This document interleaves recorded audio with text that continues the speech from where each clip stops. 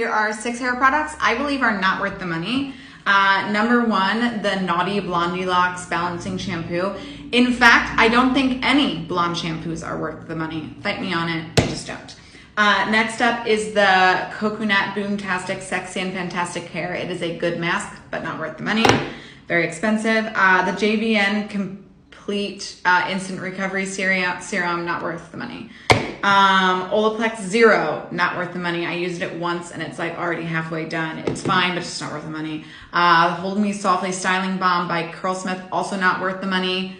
And number 6, I don't own this product, so I have to green screen it, but the Shea Moisture Curl Enhancing Smoothie.